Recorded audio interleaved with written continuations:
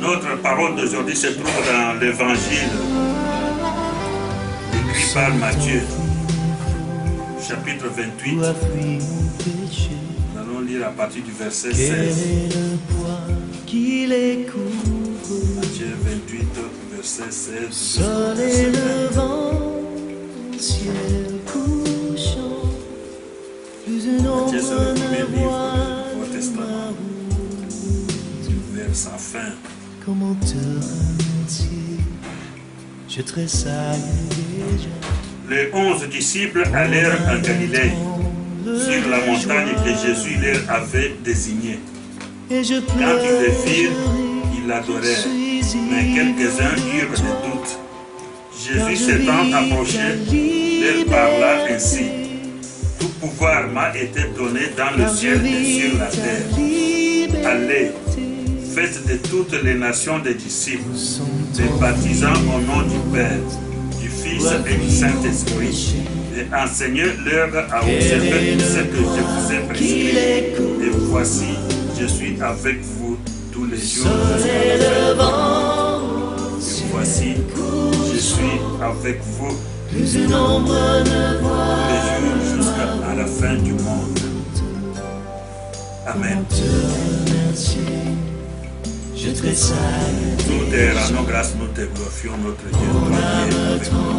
Toi qui, après ta mort, qui est ressuscité, et tu n'as pas abandonné tes brebis sans donner des prescriptions, sans donner des directives. Et tu as donné ce grand commandement à tes disciples, afin qu'ils aillent partout dans le monde, et qu'ils fassent de toutes les nations des disciples, qu'ils les baptisent au nom du Père et du Fils et du Saint-Esprit, et qu'ils leur enseignent tout ce que toi tu as prescrit. Éternel, notre Dieu, notre roi, les apôtres ont appliqué cette parole et ce commandement. Et ce commandement est pour tous les disciples, pour toutes les nations, Père Céleste. C'est pourquoi, Dieu de merveille, de puissance et de gloire, nous te demandons dans ce moment que nous allons parler de baptême aujourd'hui, afin que ton peuple sache l'utilité du baptême, l'importance du baptême. Les grands seigneurs, les grands dieux, les grands rois.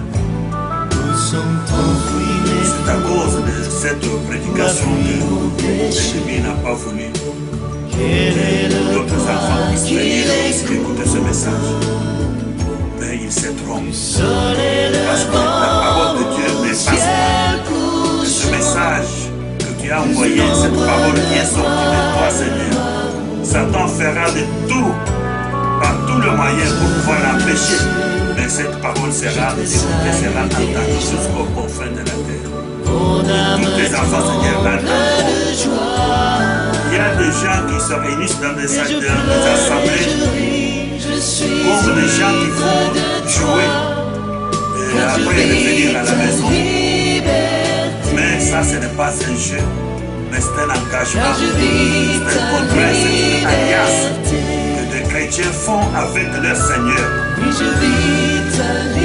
Parce que dans ta parole, tu as dit que ceux qui croiront, qui seront baptisés, seront sauvés. Et nous voulons que ton peuple soit un peuple sauvé. Que tout homme, que toute femme, Seigneur, qui vient vers toi soit sauvé. Parce que c'est ça ta volonté. C'est pouvoir te prier sur Israël. Que ton esprit prépare nos cœurs afin que cette parole puisse entrer, Seigneur, prendre place dans nos cœurs éternels, notre Dieu.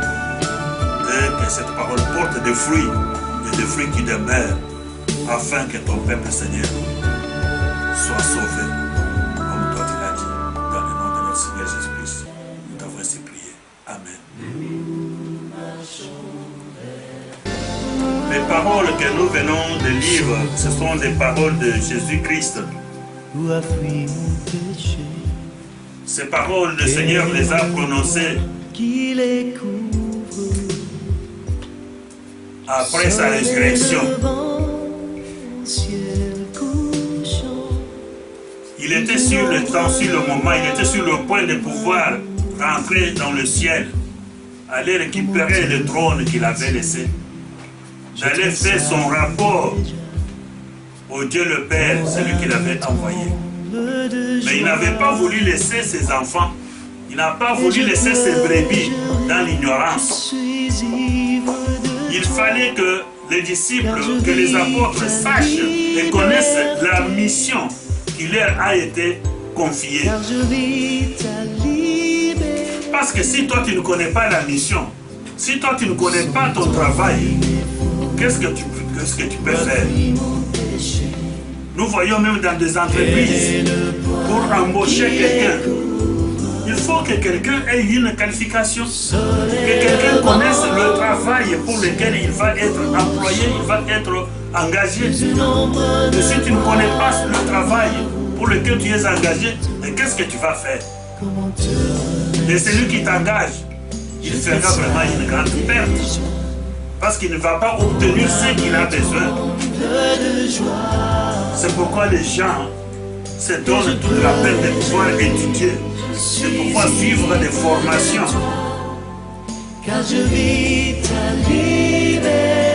La plupart des gens, la question que l'on pose à ceux qui cherchent l'emploi, on demande toujours qu'est-ce que tu sais faire. Et là, toi tu dis je sais faire ceci, je sais faire cela. Après tes déclarations, l'employeur il verra maintenant dans ce qu'il a besoin, si tu es utile dans son entreprise. Il dira oui, selon ta connaissance, selon ce que tu sais faire, il y a une place pour toi. Tu peux prendre telle place. Et ça ira bien et tu vas réussir. Mais s'il voit que dans tout ce que tu as dit, dans ton CV, tout ce que tu as donné, les études que tu as faites, les formations que tu as suivies, ne cadrent pas avec son entreprise, l'État t'utilisera pas. Il ne va pas t'employer. Sinon, ça sera une ça sera une. C'est pourquoi Jésus-Christ avait dit à ses disciples, ce sont les dernières paroles selon l'évangile de Matthieu. Si vous voyez, c'est là où se termine l'évangile de Matthieu. C'est ce court discours que Jésus avait prononcé devant ses disciples. Il leur a dit, allez dans le monde entier. Ne vous limitez pas seulement à Jérusalem. Ne vous limitez pas seulement à Samarie. Ne vous limitez pas seulement dans des villes qui sont aux alentours de vous, mais allez dans le monde entier. Faites de toutes les nations des disciples. Ne vous limitez pas seulement sur le peuple d'Israël, sur les enfants d'Israël.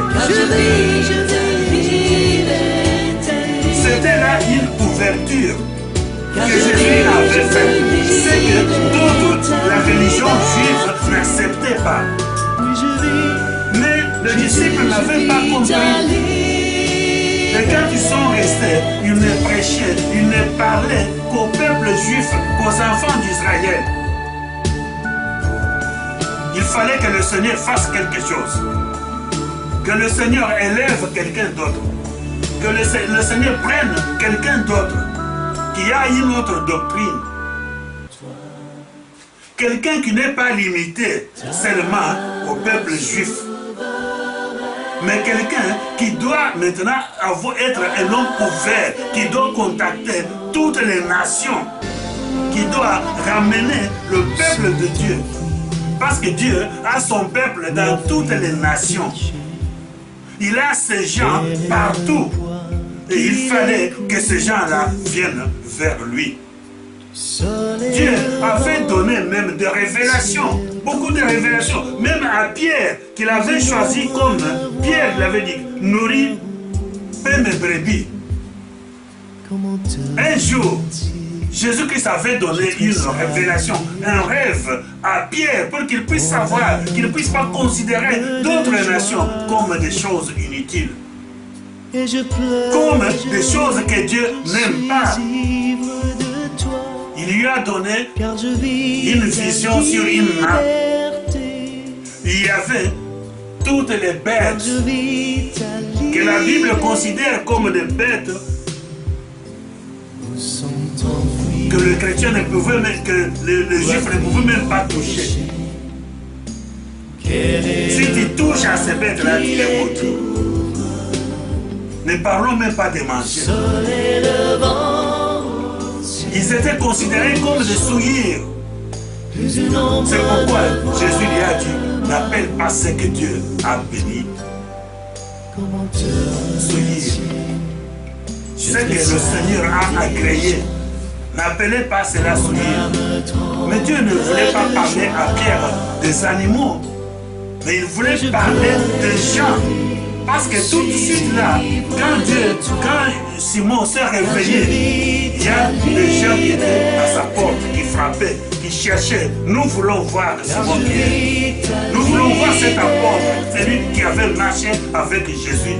Celui que Jésus avait mis à la tête de tous les apôtres. Et nous voulons les voir. Nous sommes envoyés par notre maître. Et notre maître a besoin de lui. Et ces gens-là n'étaient pas des juifs.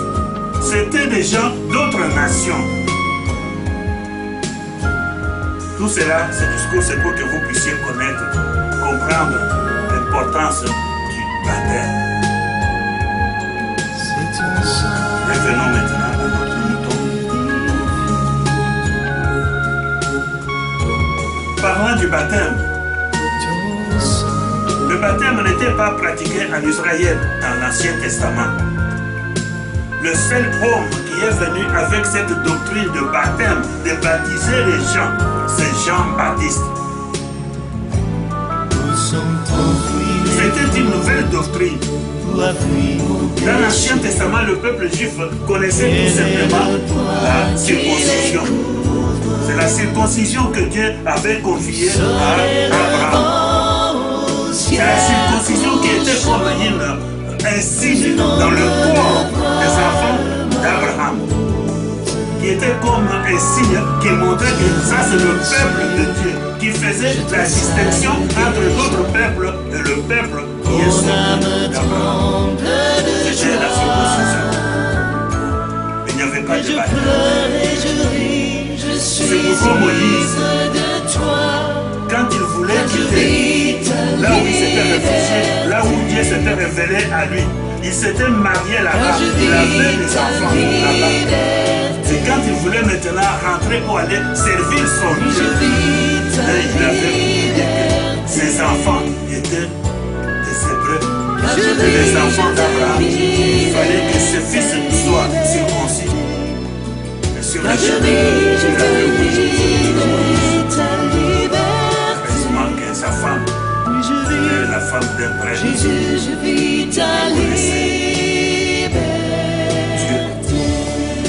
et la femme a circoncis immédiatement le fils que Moïse a mené.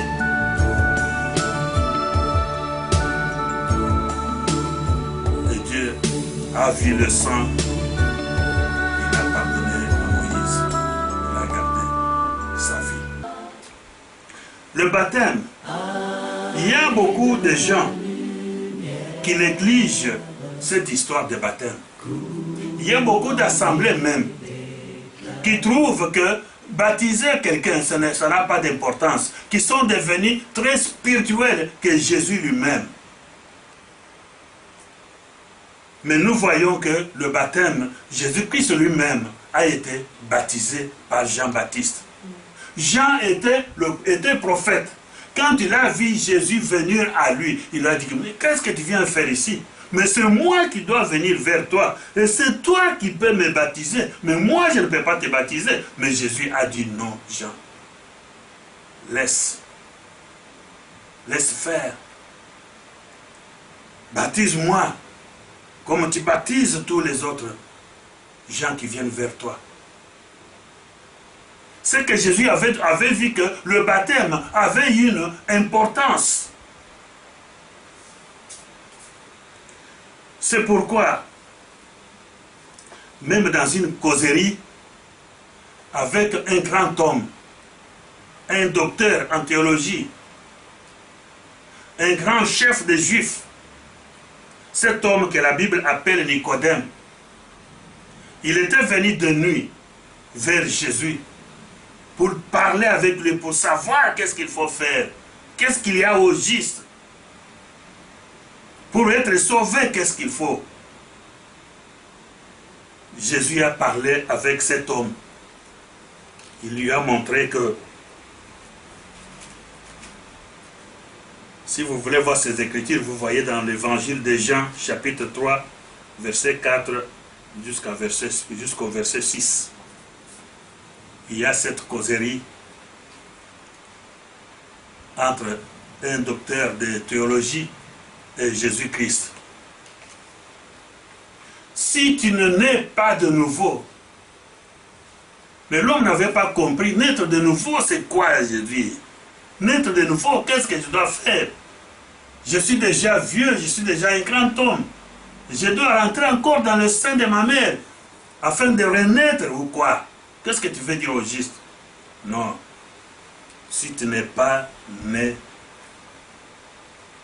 par l'eau, de nouveau par l'eau et par l'esprit. Naître par l'eau, Jésus voulait parler du baptême d'eau.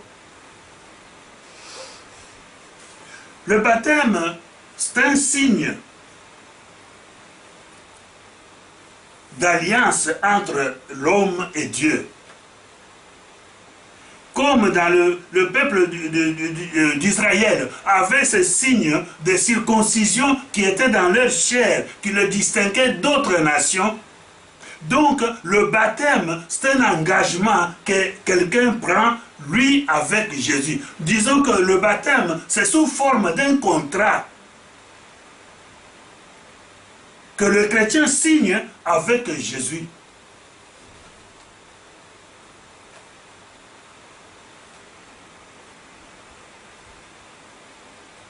C'est pourquoi Jésus avait parlé à Nicodème. Il y a d'autres gens qui pensent que le baptême, c'est pour les petits, c'est pour les enfants. Non, même toi, même si tu es déjà docteur en théologie, docteur en médecine, si tu connais toute la science du monde, mais le jour où toi tu acceptes Jésus-Christ, où la parole de Dieu frappe à ton cœur et que Dieu te touche et que tu dis qu'aujourd'hui, moi je vais suivre Dieu, je vais devenir enfant de Dieu par le canal de Jésus-Christ, il te faut que tu sois baptisé. Il faut que tu sois baptisé. Nous voyons beaucoup de gens, même ceux que Jésus lui-même avait appelés, sans qu'il y ait l'intervention des hommes. Nous voyons l'exemple de Paul, cet apôtre, ce célèbre apôtre qui a écrit beaucoup de lettres, beaucoup de livres, on parle de lui, qui a fait un grand travail, un grand ministère. Parce qu'il s'est dit lui-même que j'ai travaillé plus que tous les autres. Mais cet homme, quand il a eu la bonne nouvelle, quand Jésus-Christ l'a saisi, ce n'est pas un apôtre qui est allé lui prêcher, qui lui a apporté la bonne nouvelle, mais c'est Jésus-Christ lui-même. Il a eu une vision et Jésus lui a parlé comme ça. Paul qui demande à Jésus qui es-tu et Jésus qui lui répond.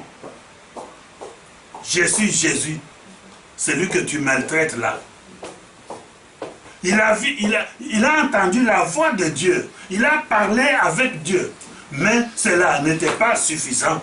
Il fallait que cet homme reçoive aussi le baptême. Et Jésus a envoyé quelqu'un pour pouvoir prier pour Paul, afin que Paul puisse recevoir aussi le baptême. La parole nous dit bien que quand Ananias lui a parlé et il a prié pour lui, et Paul est passé par le baptême d'eau.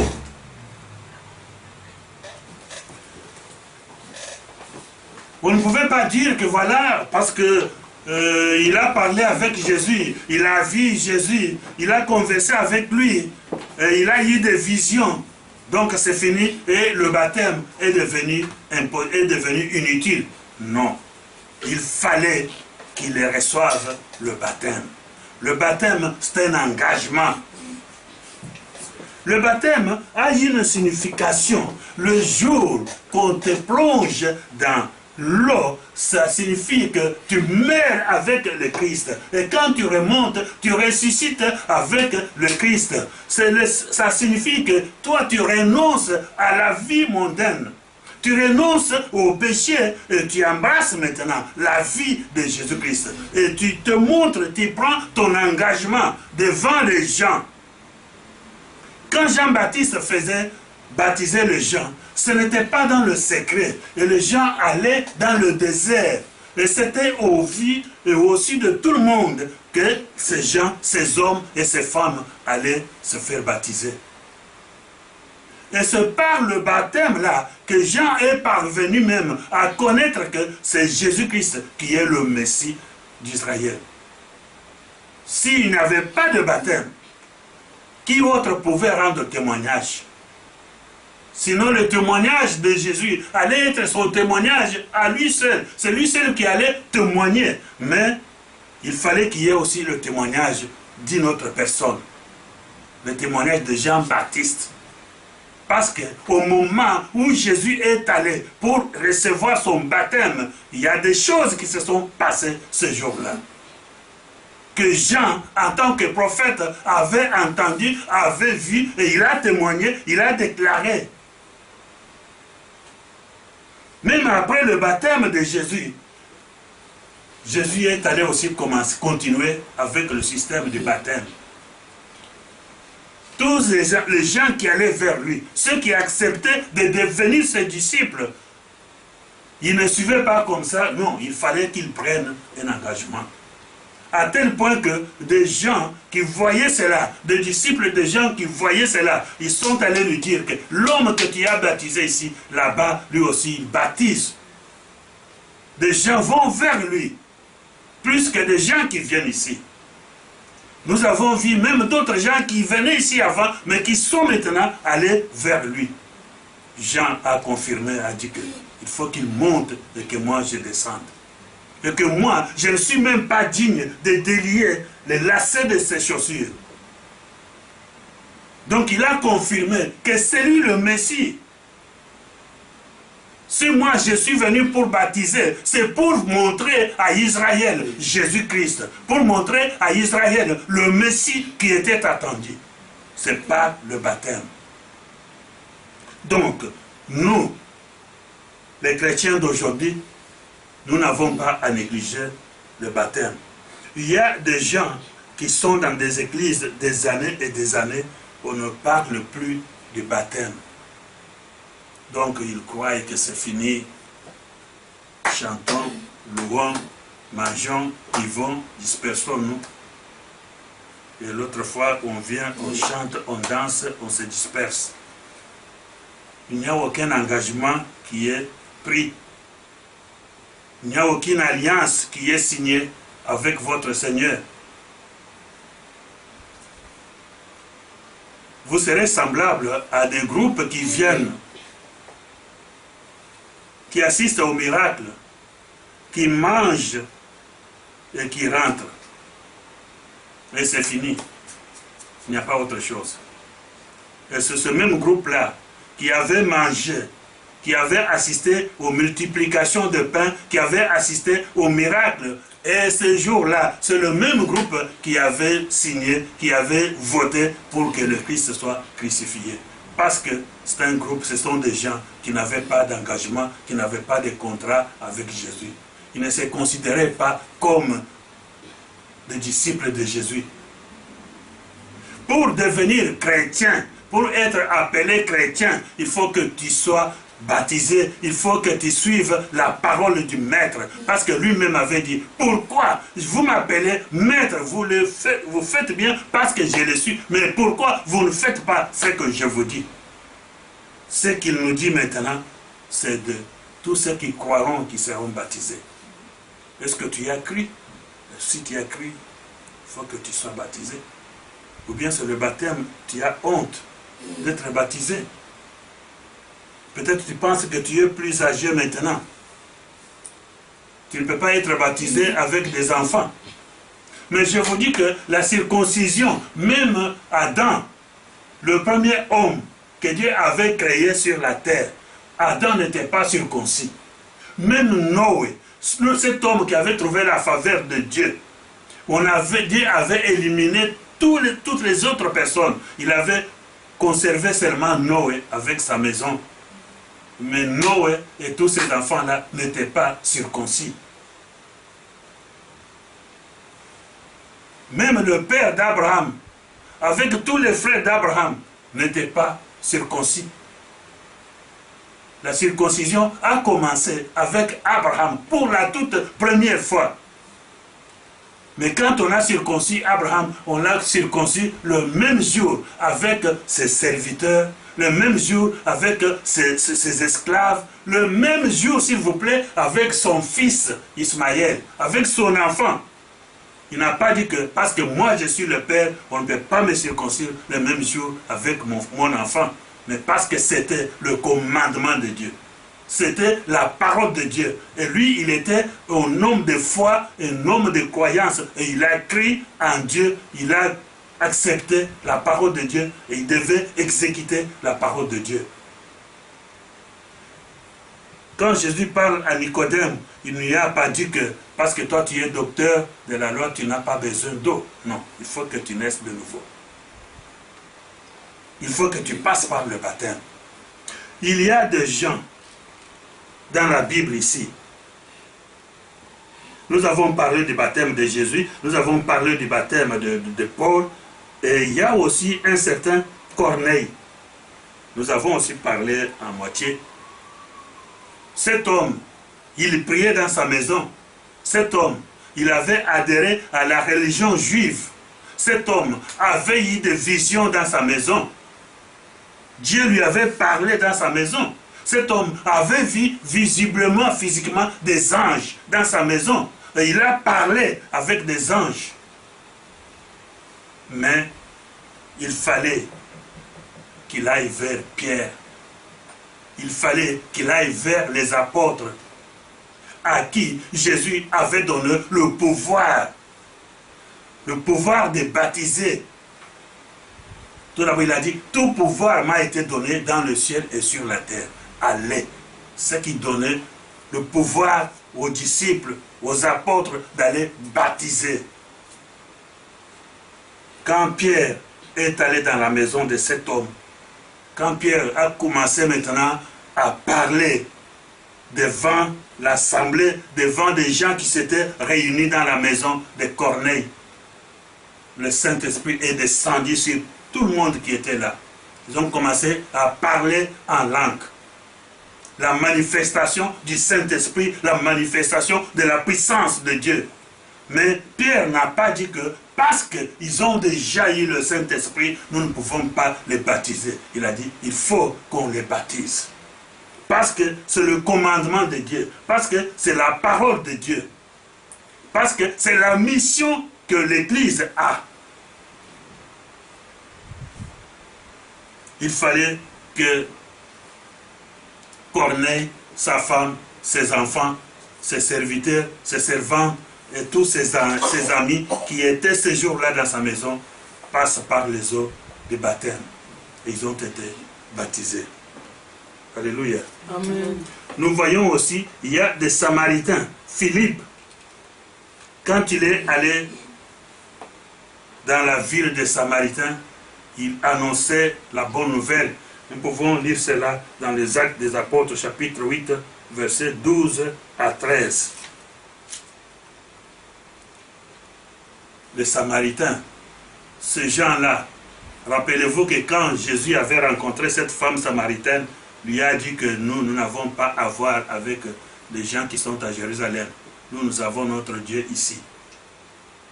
Nous prions sur la montagne que nos ancêtres priaient. Nous n'avons pas à voir avec les gens qui viennent de Jérusalem. Jésus leur a dit que vous priez ce que vous ne connaissez pas. Mais ces gens-là, ce jour-là, quand cet homme, Philippe, est passé par Damas, et les gens qui ont entendu parler de Jésus-Christ, les gens qui ont cru à ce que Philippe disait, ils ont accepté le baptême, ils ont été baptisés. C'est pour vous dire que le baptême est important. Même actuellement, le baptême est important. Il y a d'autres gens qui sont arrivés même au niveau de pasteur, mais qui n'ont jamais passé par les eaux de baptême. Il y a d'autres gens qui ont fait beaucoup d'années dans des églises, dans des assemblées, mais qui n'ont pas connu le baptême d'eau. Mais c'est recommandé.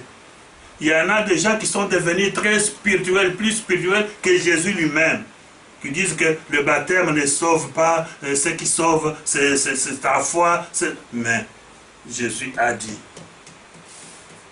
Jésus lui-même qui était Dieu, il s'est fait baptiser.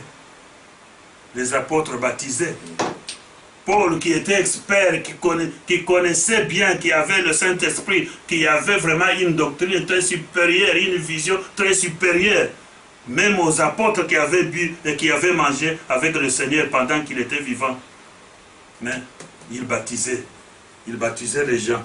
Parmi les gens qu'il avait baptisés, nous voyons aussi cette femme qu'on appelle Lydie et les gens de sa maison. Actes des apôtres chapitre 16, versets 14 et 15.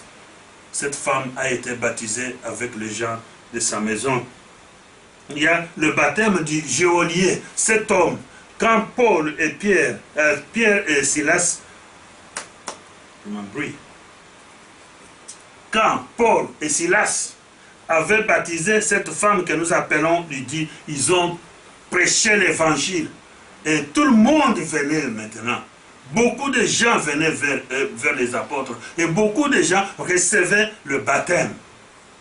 Beaucoup de gens renonçaient à la vie mondaine, renonçaient au péché. Mais les gens, les autorités de cette ville n'étaient pas contentes. Ils ont arrêté Paul et Silas. On les a amenés dans la prison. Dans la prison où ils sont entrés, pendant la nuit, ces deux apôtres priaient et chantaient. Ils priaient, ils louaient l'Éternel Dieu. Ils louaient Jésus-Christ. Mais pendant qu'ils louaient, il y a eu un tremblement de terre. Et toutes les chaînes des portes de la prison s'étaient cassées. Des cadenas ouverts. De toutes les chaînes qui liaient les prisonniers étaient tombés. Et tous les prisonniers étaient devenus libres. Quand le gardien qui était là a vu cela, il a dit, oh voilà, toutes les portes sont ouvertes, c'est que les prisonniers ont fui. Moi, ma condamnation, selon notre loi, c'est la mort, on va me tuer. Donc, il n'avait pas voulu aller connaître des souffrances, il y a d'autres gens qui les torturent. Il a pris son épée et il voulait s'enfoncer pour mourir, afin qu'il ne soit pas jugé. Mais Paul qui lui dit, non, ne te fais pas du mal, tout le monde est là. Quand il a demandé la lumière, il a vu que tous les prisonniers étaient là. Mais seulement des portes étaient ouvertes, des chaînes étaient tombées. À partir de ce moment-là, il a écouté la parole de Dieu. Il a amené les apôtres. Et lui et toute sa maison, les gens de sa maison, ont été baptisés cette nuit-là. Paul ne les avait pas abandonnés. C'est pour vous dire que le baptême est important. Nous ne pouvons pas agir comme des gens qui ne connaissent pas leur mission. C'est ça la mission qu'a l'Église. Et cette mission prendra fin le jour que le Christ lui-même viendra. Il y en a même qui disent que, parce que Jésus, quand il était sur la croix, il y avait un malfaiteur qui lui avait demandé que Christ, quand tu viendras dans ton royaume, ne m'oublie pas. Et Jésus lui avait promis qu'aujourd'hui même, tu seras avec moi au paradis. Ils disent que cet homme-là, il était sauvé sans avoir passé par les eaux du baptême.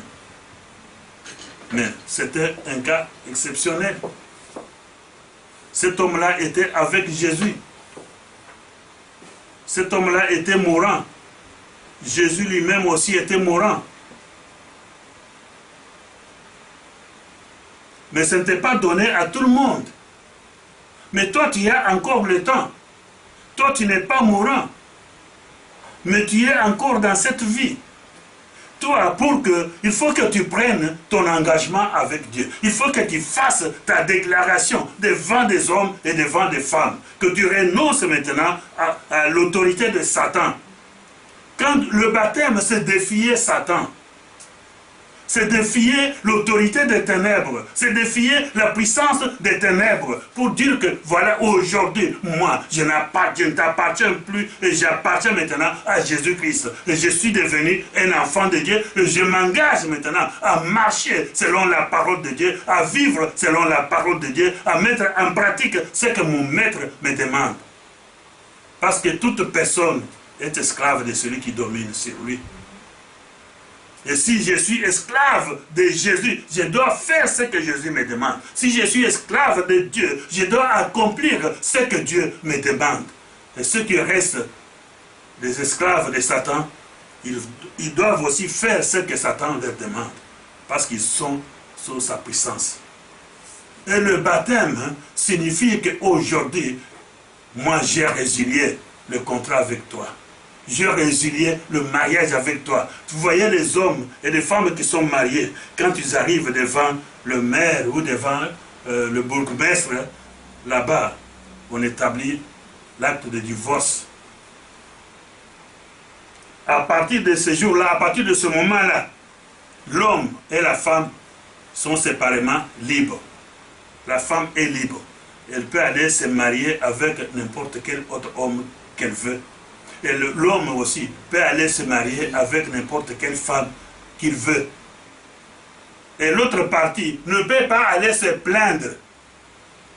Mais aussi longtemps que tu n'as pas divorcé, qu'il n'y a pas acte de divorce, si tu vas te marier, si on entend même que tu as laissé entrer quelqu'un dans ta maison et tu as gardé quelqu'un dans ton lit, et que ton partenaire apprend cela et il va auprès de la justice, tu es condamnable. Parce qu'il y a une loi qui vous lie. Mais quand nous passons par les eaux du baptême, c'est qu'il y a une loi qu'on abolit. Il y a une séparation qui se fait à ce moment-là. Et dans le ciel et sur la terre. Ça va rester seulement comme un homme qui a déjà divorcé avec sa femme. Quand il voit maintenant que la femme est devenue très belle, la femme est devenue comme ça, ou bien il est allé, il a échoué, là où il est parti, il peut revenir pour pouvoir se réconcilier, pour pouvoir se mettre à genoux, demander des pardons, des excuses, ainsi, patati patata. Mais il faut qu'on refasse encore un autre acte de mariage. Un symbole qui doit se faire. C'est ça. Donc, nous voulons parler, notre thème d'aujourd'hui était le baptême. Il faut que l'Église connaisse l'importance du baptême. Même si toi, tu es un grand, tu es devenu un ministre, un président, mais si tu n'as pas eu le baptême, sache bien qu'il faut que tu passes par là. Parce que c'est ce que le Seigneur nous a recommandé. Il a recommandé à l'Église. Il faut que tu sois baptisé. Il faut que tout homme, toute femme, qui est arrivé au moment de comprendre, d'entendre la parole et de comprendre et d'accepter librement, qu'il puisse être baptisé. Parce que le jour du baptême, on te posera des questions, comme on pose les mariés des questions, soit dans l'église, soit devant l'État.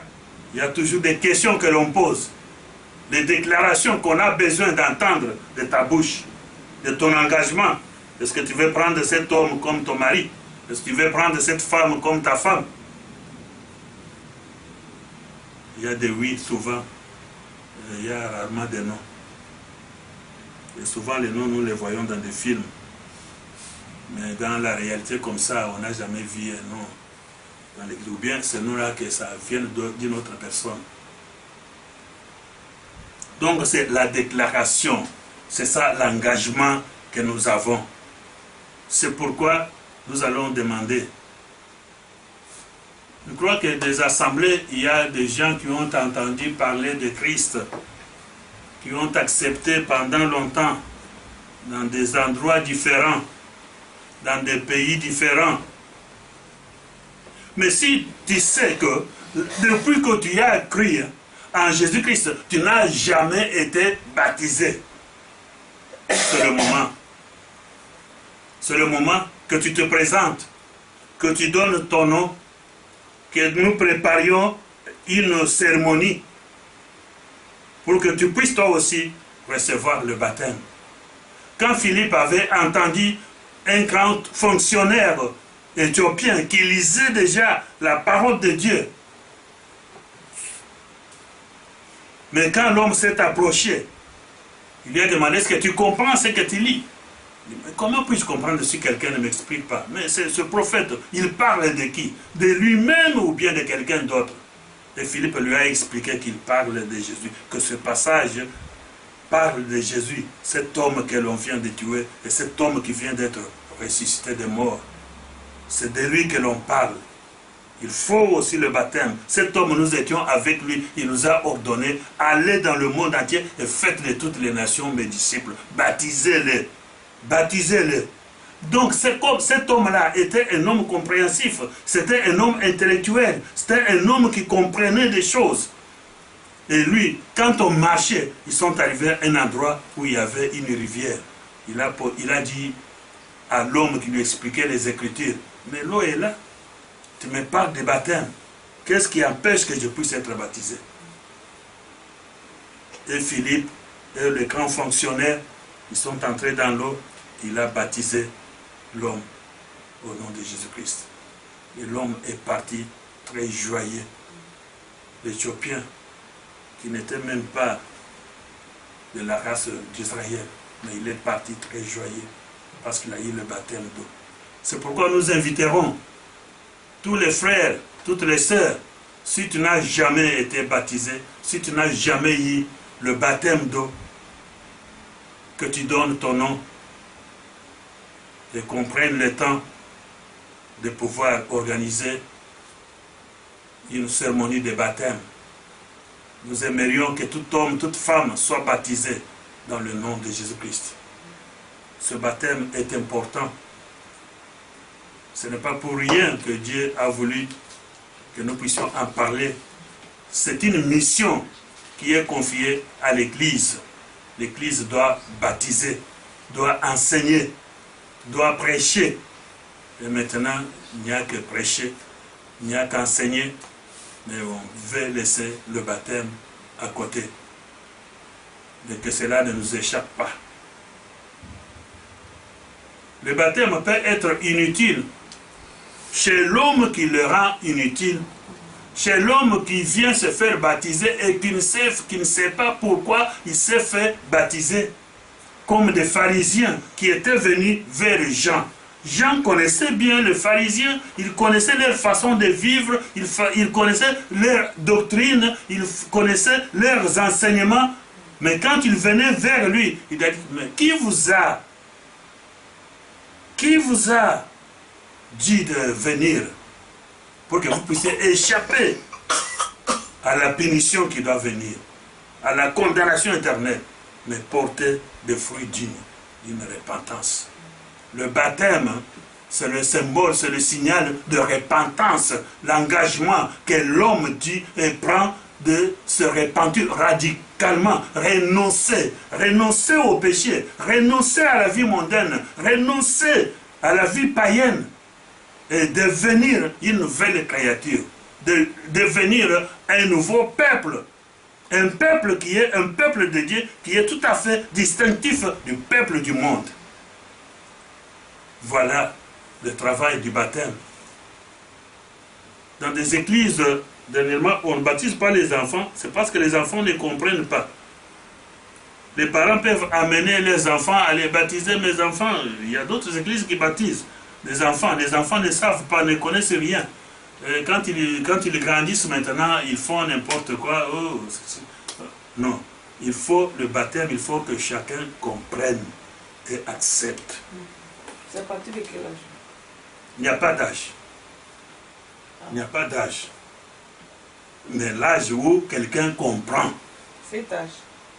Si tu as des enfants de 12 ans, il y a des enfants qui raisonnent, des enfants qui comprennent. Mais un enfant, Dieu parle, Dieu connaît. Même si toi tu as tes enfants, tu vois que tu as peut-être un nez, le nez, mais qui n'est pas brillant. Tu peux voir que le petit garçon, l'enfant qui est né après lui, réfléchit plus que celui qui est né. Et comprend des choses. Souvent, on confie des missions à des petits frères ou à des petites sœurs. Parce qu'on sait que celle-ci comprend. Mais si quelqu'un est arrivé à ce stade-là, à comprendre, écouter, entendre et comprendre, et accepter et prendre la décision, rien n'empêche. Rien ne lui empêche. Ce que nous ne voulons pas, c'est amener des bébés, amener des enfants, bas âge, ils ne comprennent pas, vous mettez une charge, vous prenez des engagements au nom de ces enfants-là, des engagements qu'ils ne vont pas respecter. Parce que quand on prend un engagement, il faut le respecter. Il faut le respecter. Donc, c'est un appel aux enfants de Dieu. Même toi qui entends ce message, même si tu te trouves en Chine, ou en Russie, ou dans n'importe quel pays où la religion, le christianisme est interdit, mais dans la clandestinité, vous apprenez, vous priez dans le secret, mais sachez bien qu'il faut que vous ayez le baptême. Il faut chercher, faire par tous les moyens d'avoir le baptême dans le nom de Jésus-Christ, de prendre cet engagement. Ne négligez pas le baptême, parce que c'est une mission que Jésus avait confiée à l'Église. L'Église continue jusqu'à ce qu'il va revenir. Je suis avec vous jusqu'à la fin de ce monde. Il n'avait pas dit que vous allez baptiser jusqu'à un certain temps et arrêter maintenant. Non, le baptême continue. Tout le monde qui vient à Jésus-Christ, tout le monde qui n'a jamais eu le baptême, qui n'a jamais été baptisé, il doit avoir le baptême afin qu'il fasse partie du peuple de Dieu. Les Juifs n'acceptaient pas. Même si toi tu voulais entrer dans le temple des Juifs et pratiquer leur religion, tu étais un homme de nation, il fallait qu'on te circoncise afin que tu puisses participer. Même si tu n'entrais pas au sein des saints, mais dans le vestibule là, il faut que tu sois circoncis. Même pour être un esclave dans la maison des Juifs, il fallait que tu sois circoncis. C'est comme ça, nous les chrétiens, notre maître nous recommande ce baptême. Nous devons parler à tout le monde. Nous devons dire à tous ceux qui viennent vers le Seigneur, qui veulent que Jésus-Christ soit leur Seigneur, leur Maître, leur Sauveur. Ils doivent pratiquer, ils doivent accepter, ils doivent prendre des engagements, ils doivent faire alliance, ils doivent signer le contrat avec Jésus-Christ dans le baptême. C'est le baptême d'eau. Première étape. Donc que tous ceux parmi nous qui n'ont jamais été baptisés, qu'ils donnent leur nom, qu'ils viennent, afin que nous puissions préparer un jour de baptême pour eux dans le nom de Jésus-Christ. Amen. Amen.